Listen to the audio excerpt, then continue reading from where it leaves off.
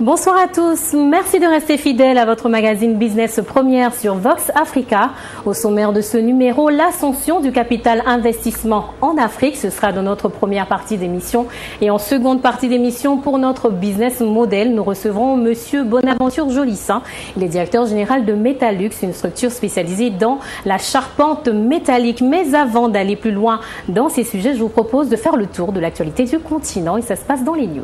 Démarrons ces news avec la Côte d'Ivoire qui fait un carton sur le marché financier ouest-africain. 2014 aura été une excellente année pour ce pays. En effet, alors que l'État ivoirien escomptait 160 milliards de francs CFA, le Trésor public a récolté 274 milliards, soit 418 millions d'euros. Sur la tranche A, consistant à la conversion de créances du secteur bancaire et des assurances en obligations d'une valeur nominale de 10 000 francs CFA avec un taux de 3% sur 10 ans, la Côte d'Ivoire a récolté 109 milliards de francs CFA. Et pour la tranche B, consacrée à la levée de nouvelles ressources, les obligations portant un taux de 5,85% sur 7 ans ont rapporté 165 milliards de francs CFA. La mission de levée de ces fonds a été confiée aux sociétés de gestion et d'intermédiation Atlantic Finance du groupe Atlantique, Actibourse de Bank of Africa et Sogebourse de la filiale du français Société Générale. Au titre de l'année 2015, le pays a déjà lancé sa première émission de bons du Trésor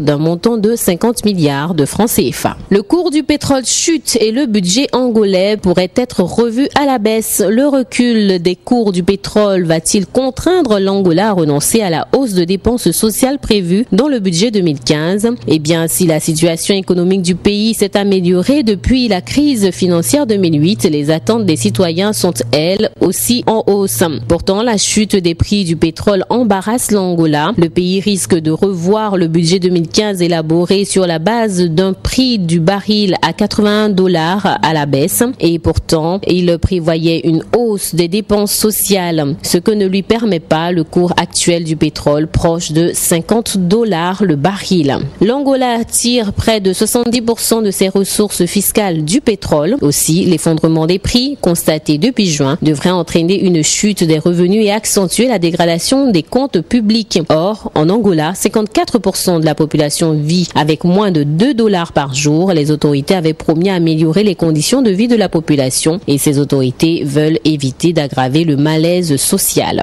Et nous terminons avec Mazars qui rachète le cabinet GIP d'Abdel Malek Alaoui. Ça se passe au Maroc. Le cabinet français Mazars, en effet, vient de racheter l'agence marocaine Global Intelligence Partners d'Abdel Malek Alaoui. Cependant, l'activité communication, influence et lobbying est restée en dehors du deal, car trop lié bien sûr à la personne du fondateur de cette agence. Alaoui fera son entrée au comité exécutif de Mazars en tant que senior advisor. Bonsoir Damas. Bonsoir Christiane. Merci d'être vous aussi fidèle à ce rendez-vous que nous donnons à nos chers téléspectateurs. D'accord. Alors aujourd'hui, vous nous parlez de capital investissement.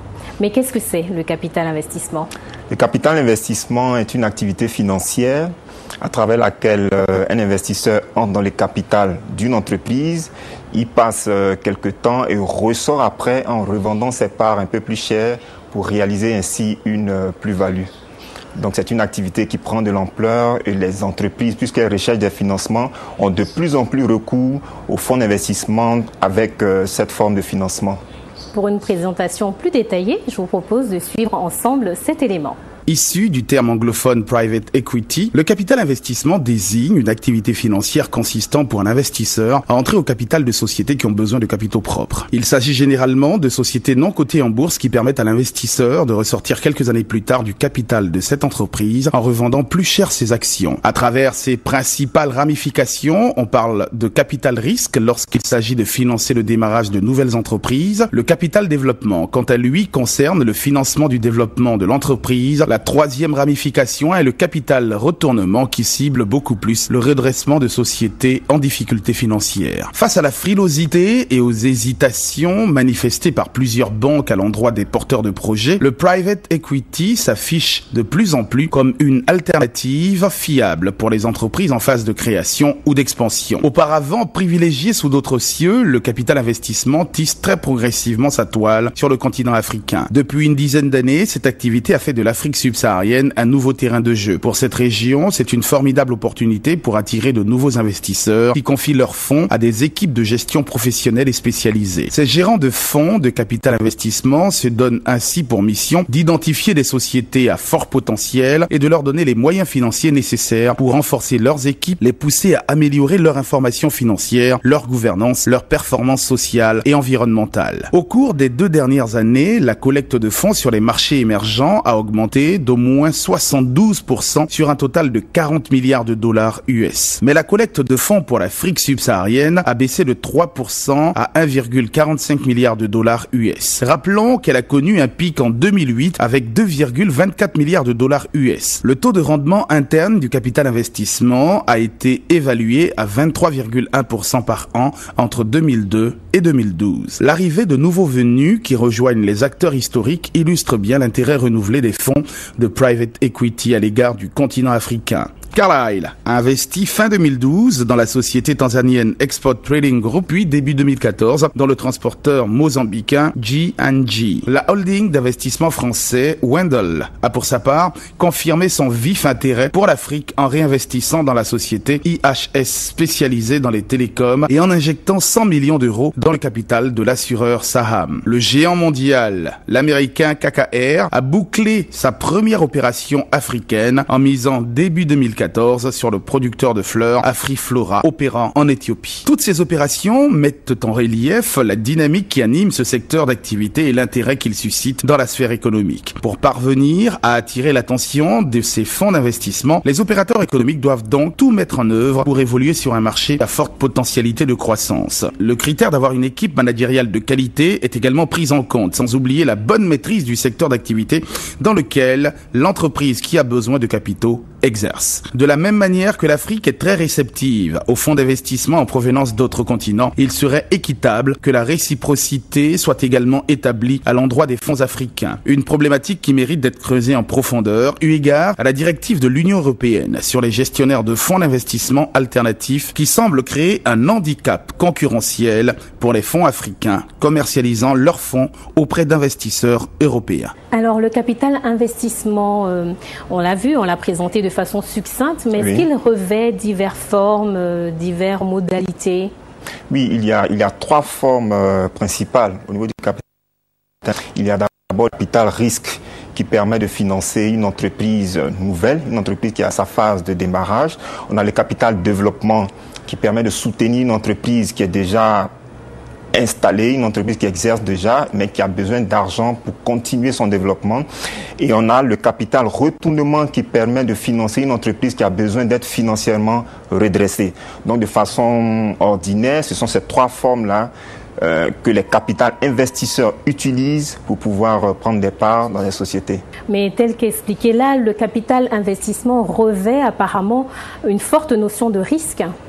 Oui, bien sûr, Christian, puisque nous sommes en investissement, c'est-à-dire l'investisseur qui entre dans le capital d'une entreprise, l'entreprise qui doit mener une activité, donc il y a forcément un risque. C'est pourquoi tous ceux qui opèrent en termes de capital investissement analysent à fond la santé même de l'entreprise, posent un diagnostic profond au niveau du marché sur lequel ils vont intervenir, et c'est à la suite de toutes ces choses, lorsqu'ils pensent que les perspectives sont bonnes, qu'ils prennent le risque, qu'ils investissent dans l'entreprise, et à la fin ils ressortent du capital pour encaisser leur plus-value.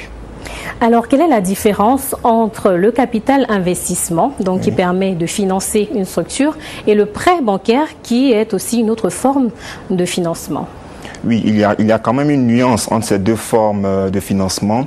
Au niveau du prêt bancaire classique, la banque accorde un financement sous forme de prêt à une entreprise, et l'entreprise, la banque et l'entreprise définissent une échéance, et l'entreprise après rembourse l'argent qui a été perçu en payant des intérêts et en remboursant le capital.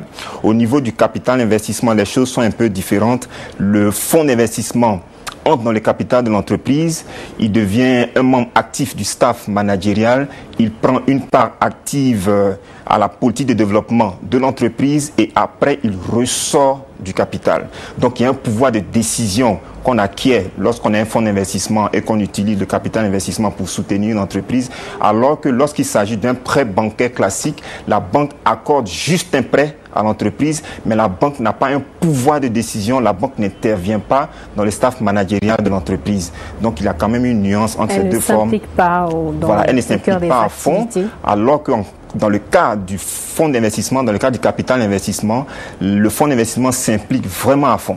D'accord. Et est-ce qu'il est possible de procéder à cette forme d'investissement pour toute forme de société, quelle que soit sa forme juridique ? Non, très souvent, tous ceux qui interviennent dans le capital investissement ciblent les sociétés, mais beaucoup plus les sociétés anonymes. Et la nouvelle tendance, même qui elles, d'ailleurs, sans vous couper, ont la particularité d'avoir de gros capitaux. Exactement. Et la tendance actuelle, c'est que c'est vrai qu'à l'initiative, le capital d'investissement concernait les entreprises qui n'étaient pas cotées en bourse, mais la tendance actuelle, c'est que les fonds d'investissement ciblent beaucoup plus les entreprises cotées en bourse, de telle sorte qu'au moment de sortie du capital, elles peuvent facilement se retrouver sur le marché financier et vendre les actions à d'autres personnes qui sont présentes, qui interviennent comme acteurs au niveau du marché boursier. Alors jusque-là, vous nous avez dit beaucoup de choses du capital investissement, mais oui, si on devait résumer avantages et inconvénients, ou plutôt risques? Oui, en termes d'avantages, lorsque les entreprises souscrivent à une opération de capital investissement, elles peuvent avoir accès à de fortes liquidités. Je rappelle que tous ceux qui interviennent comme, j'ai envie de dire, fonds d'investissement ont vraiment de la liquidité. Ça veut dire que vous pouvez facilement lever de gros sous auprès de ces personnes-là, contrairement aux banques qui vraiment mènent une analyse un peu pessimiste lorsqu'il s'agit de financement important. On note également que toute entreprise qui souscrit aussi à une opération de capital investissement peut bénéficier de l'expérience managériale du fonds d'investissement. Ces entreprises peuvent bénéficier aussi du réseau relationnel important détenu par les fonds d'investissement, et lorsqu'elles perçoivent ces niveaux d'investissement assez colossaux et qu'elles exécutent bien leurs différents business plans, elles peuvent donc se retrouver avec une amélioration de la compétitivité au niveau de cette entreprise-là. Mais en termes de risques, les risques aussi existent. On note que les fonds d'investissement sont très rigoureux, ce qui fait qu'il y a beaucoup d'entreprises qui ont du mal à supporter l'introduction des fonds d'investissement au niveau du capital. On note aussi que le fait que le fonds d'investissement prenne une part importante dans le capital, les actionnaires à l'origine ont peur de se faire pratiquement avaler par les fonds d'investissement. Absorbés par l'acquisition de la majorité des parts d'actions. Exactement. Ça dit que si en termes de répartition du capital, vous ne faites pas attention, vous risquez d'être finalement minoritaire et le fonds d'investissement devient majoritaire. Et en pareille circonstance, en termes de pouvoir de décision, c'est le fonds d'investissement qui va imposer sa politique, qui va imposer sa vision, et finalement votre business peut vous échapper indirectement et se retrouver totalement piloté par le fonds d'investissement. Alors, pour finir, existe-t-il en Afrique un cadre juridique assez réglementé pour garantir l'avenir de ce procédé de financement? C'est vrai qu'il y a un cadre juridique qui existe, mais les fonds d'investissement estiment que puisque puisque l'activité est un peu nouvelle, le cadre juridique qui existe n'est pas vraiment adapté. Donc très souvent, ces problèmes-là ressortent. Il faut améliorer le cadre juridique, il faut améliorer le cadre fiscal pour permettre aux entreprises, aux fonds d'investissement de vraiment opérer avec beaucoup plus d'efficacité. Parce que ce qu'il faut noter, c'est que les fonds d'investissement viennent d'autres pays très souvent, notamment les pays anglo-saxons, où là-bas tout ce qui est rigueur en matière de législation, c'est vraiment des données assez pointues. Et lorsque ces fonds-là débattent en Afrique, ils notent beaucoup de vides juridiques, à tel point que lorsqu'il y a des procès, c'est vraiment compliqué à gérer. Donc en fait, c'est vrai qu'il y a une législation qui existe, mais elle doit être véritablement améliorée. Merci bien, Damas, pour toutes ces informations. Nous espérons vivement que nos différents États et gouvernements feront tout pour combler bien vite tous ces vides juridiques pour assurer l'avenir du capital investissement. Nous espérons que vous aussi, téléspectateurs, auriez eu suffisamment d'informations pour savoir tout presque du capital investissement. Restez avec nous, nous revenons juste après la pub avec notre business model. Business Première se poursuit sur Vox Africa. Merci de rester avec nous pour cette seconde partie d'émission. Comme annoncé, nous recevons Monsieur Bonaventure Jolissin. Il est directeur général de Metalux, une entreprise qui a résisté aux secousses socio-politiques en Côte d'Ivoire et qui poursuit elle aussi, un peu comme le capital Capital Investissement son ascension. Bonsoir Monsieur Jolissin. Bonsoir Madame. Bienvenue sur notre plateau. Merci de m'avoir invité. Alors, avec vous, nous allons faire une petite incursion dans votre aventure Metalux. Mais Metalux, en quelques mots, si vous deviez nous présenter cette entreprise. Metalux est une société anonyme qui exerce dans la menuiserie aluminium, la construction métallique, les fermetures et généralement le clos couvert. Nous existons depuis 1981 et sous ma direction depuis 2004. Comment en êtes-vous arrivé à diriger une entreprise telle que Metalux? Alors, ça a commencé en 2004. J'étais employé dans une société de la place où j'ai passé 17 ans. À l'issue de ces 17 années, l'aventure a pris fin. J'avais envie d'entreprendre. Donc j'ai créé une structure qui s'appelait Jolissin Construction Métallique, avec laquelle j'ai réalisé un certain nombre de travaux. Oui. Au cours d'une visite de chantier à la résidence de France, j'ai cette opportunité de rencontrer celui qui a créé Metalux, qui avait l'intention de céder. Ayant déjà une structure en cours, j'ai hésité. Mais ça en valait la peine. Je décide de mettre en place un pool d'investisseurs, des amis, m'entourer d'amis, de façon à ce qu'on puisse mener cela à bien. Tout le monde me donne son accord. Donc je m'engage dans le rachat de Metalux. Seulement, au moment de signer les chèques, il n'y a personne. D'accord, vous vous retrouvez tout seul. Je me retrouve tout seul avec ce projet Metalux sur les bras. Donc ce que j'ai fait, c'est discuter avec le propriétaire et négocier des échéanciers. Quoique d'ailleurs, vous auriez pu reculer parce que quand même, cette transaction ne se faisait pas dans un climat des plus rassurants. C'est novembre 2004 et si nos souvenirs sont bons, il y avait quand même quelques crises sociopolitiques en Côte d'Ivoire. Tout à fait. L'environnement des affaires n'était pas serein. On avait le gros nuage à l'horizon et novembre 2004 s'emmène. Précipite les négociations que j'avais en cours avec justement l'ancien propriétaire. Je me retrouve à la direction de Metalux de façon brutale. À partir de là, je m'organise de façon à pouvoir mener à bien cette tâche dans la mesure où, bon, j'ai pris un engagement, il faut bien le mener à bien. Donc le challenge en lui-même, c'est vrai, était dans un contexte qui était difficile, mais j'avais cette expérience et j'avais les armes. Celle qui me manquait, c'était les armes financières. Donc c'était là où mon hésitation, ma crainte était importante. Parlons justement de financement. Peut-être Damas a-t-il une question? Oui, à ce niveau, on a bien envie de savoir comment est-ce que vous avez fait pour lancer l'activité. Est-ce que c'est simplement par rapport de capital, apport de capitaux précisément, ou bien vous avez eu recours à des financements bancaires? Alors j'ai eu recours aux deux modes de financement. Les fonds que j'ai dû utiliser viennent essentiellement de prêts bancaires et d'apports personnels. À cela s'est ajouté des crédits fournisseurs qui m'ont beaucoup aidé dans cette période où tout le monde, la tendance était plutôt au cash. Là, certains fournisseurs m'ont fait confiance et m'ont accordé du crédit fournisseur. Quels sont les clients que vous avez? S'agit-il seulement d'entreprises, d'industries ou aussi de particuliers? Les premières années, mon chiffre d'affaires, dans sa répartition, faisait apparaître 70% de particuliers, 30% d'institutionnels. C'est normal. Il n'y avait pas de gros chantiers. C'était surtout les particuliers qui réalisaient leur village, qui avaient leur projet à eux. Mais, vous savez, ça a des avantages, ça a des inconvénients.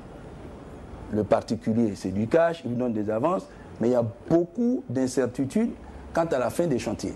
Il essaie de le faire sur fonds propres, mais le problème, c'est que faire ce genre de projet sur fonds propres, le rythme auquel on le réalise n'est pas le rythme de l'entreprise.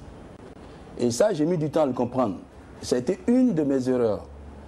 On réalisait en faisant confiance Et on se disait qu'on allait recouvrer, et malheureusement, on n'arrivait pas à recouvrer. Donc, vous vous retrouvez avec du contentieux et tout ça qui plombe votre trésorerie. Donc ça, on a appris. Ça fait 10 ans quand même que je suis aux affaires. On ne finit pas d'apprendre. Hein. Vous aviez quand même 17 ans de carrière derrière vous. Oui, mais là, c'était 17 ans de carrière comme embauché. Ce risque, c'est toujours le chef d'entreprise qui le court. Quand vous êtes embauché, vous ne voyez pas ça. Vous allez sur le chantier, vous réalisez, vous c'est les délais, c'est réaliser, c'est le volume. Mais c'est le chef d'atelier qui, lui, le chef d'entreprise qui, lui, derrière, assume ce risque-là. Ce risque financier, c'est lui. Parlant du marché sur lequel vous intervenez, comment se porte ce marché actuellement? Comment est-ce que vous arrivez à lutter avec les concurrents, si jamais il y a concurrence sur votre secteur d'activité? Parlez-nous un peu de l'état du marché. Alors le marché actuel, il s'est beaucoup fractionné au niveau de ce que j'appelle moi les travaux de particuliers. Parce que généralement, le particulier, c'est le bas de page. Il est intéressé par le bas de page. Le devis, donc, la facture. Il a un devis, il regarde en bas de devis et il fait son choix en fonction du coût indiqué au bas de page. Mais généralement, il ne se rend pas compte de ce qui est dans la désignation de son devis. La qualité du matériel, la qualité du matériau, la qualité de la mise en œuvre, le service après-vente qui en est assuré. Parce qu'il ne s'agit pas simplement de... On veut faire une maison. Prenons un cas très simple. Vous voulez réaliser votre villa, oui. Vous voulez de la menuiserie aluminium, ok. De belles baies vitrées. Vous voulez des baies vitrées. Mais vous savez, dans les baies vitrées, vous avez toute une plage. La qualité des matériaux que vous mettez en œuvre, comment est-ce que vous les mettez en œuvre, comment ils s'assemblent entre eux, et le service après-vente. Parce que si demain, vous avez choisi une gamme, vous avez travaillé avec elle, si vous avez un problème, qu'il n'y a pas de pièces de rechange, eh bien, il faut virer tout ce que vous avez fait comme investissement. Donc, à partir de là, nous, on a tablé sur la qualité qui a toujours été la marque de fabrique, entre guillemets, de Metalux. Mais moi, j'ai toujours été partisan de ce qui est bien fait, parce que je suis sûr que moins cher est cher. Donc à partir de là, j'ai toujours maintenu la qualité qui a fait la renommée de Metalux. Je l'ai même accrue. En termes de volume du personnel, vous avez combien d'employés à votre actif actuellement? 60 permanents, et en fonction des volumes de travaux que nous avons, il nous est déjà arrivé d'atteindre 300. Et est-ce qu'il vous est facile aussi d'avoir la main-d'œuvre requise, les compétences requises? Y a-t-il assez de personnes en Côte d'Ivoire formées dans ce secteur? Aujourd'hui, non. Pour le volume de travaux, pour cette reprise qu'il y a, il n'y a pas suffisamment de main-d'œuvre qualifiée. Mais par le passé, ici en Côte d'Ivoire, les compétences ont toujours été formées en local ou à l'extérieur, elles existaient. Donc aujourd'hui, notre souci, c'est que nous avons des compétences, mais pas en nombre suffisant pour faire face aux besoins du marché. On est donc amené à faire appel à l'extérieur pour certains travaux, le temps que la formation de ce personnel-là se fasse. Parce que vous savez, pour former un bon technicien, ça prend du temps, selon le cycle auquel il doit faire face. Si c'est un ingénieur, vous en avez pour 5 ans. Si c'est un technicien, vous en avez pour 3 ans. Donc, effectivement, quand on voit cette reprise d'activité, on n'en avons pas suffisamment. Alors, Monsieur Jolissin, vous êtes ici en tant que business model. Beaucoup de jeunes ou moins jeunes ont peut-être envie de faire comme vous et de prendre un risque, se lancer dans l'aventure, concrétiser un rêve et devenir chef d'entreprise. Si vous deviez leur donner un conseil, que leur diriez-vous? Déjà, il faudrait qu'ils se posent 2 questions. Il y en a une troisième derrière, mais surtout 2 questions. Pourquoi veulent-ils entreprendre? Grande question. Pourquoi veulent-ils entreprendre? Que veulent-ils entreprendre? Et de la réponse de ces 2 questions, tout le reste en découle. Pourquoi je veux entreprendre et qu'est-ce que je vais entreprendre? Pourquoi je veux entreprendre? Parce que vous savez que c'est des risques que vous prenez. Lorsqu'on est simplement employé, on ne voit pas cet aspect. Mais il brûle. Parce que quand vous êtes employé,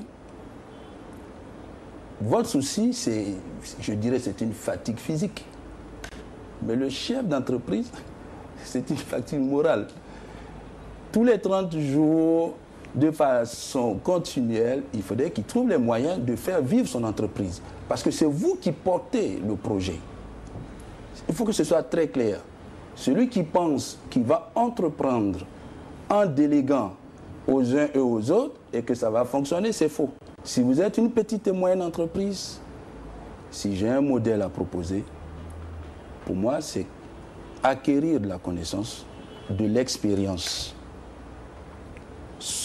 dans une structure, en sortir une fois qu'on se sentira prêt, que l'environnement est serein, de façon à simplifier un peu les choses, et de se lancer. Mais, en se lançant, il faut être certain que vous serez l'homme à tout faire de votre structure. Maintenant, quoi entreprendre? À partir de là, cette question, elle vous amène à vos compétences. Si vous répondez à cette question, vous répondez aux compétences qui en découlent. Soit vous les avez en interne, tant mieux, soit vous ne les avez pas et vous allez les chercher. Parce qu'il n'est pas interdit aussi de faire une association d'entrepreneurs. Vous n'êtes pas obligé, en répondant à ces questions, vous allez vous rendre compte que tout seul, vous ne pouvez pas porter un projet, que vous avez besoin d'une ou deux personnes, et vous verrez la qualité de ces personnes dont vous avez besoin pour vous associer dans votre projet. Est-ce que c'est un financier? Est-ce que c'est un technicien? Parce que vous-même, vous ne l'êtes pas, vous êtes financier, vous vous rendez compte qu'il vous faut un technicien. C'est tout ça, la réponse à cette question-là vous permettra de résoudre. En tout cas, merci M. Jolissin pour tous ces bons conseils. Merci d'être venu sur notre plateau partager avec nous cette expérience. Merci à vous, Damas. Merci. On l'aura compris, sur les bons conseils de M. Jolissin, pour être chef d'entreprise, il va vous falloir travailler avec abnégation. Il faut aussi un moral d'acier pour porter le projet et faire face aux péripéties qui peuvent se présenter. Merci d'avoir été avec nous pour ce magazine Business Première. Nous vous donnons rendez-vous encore une fois la semaine prochaine.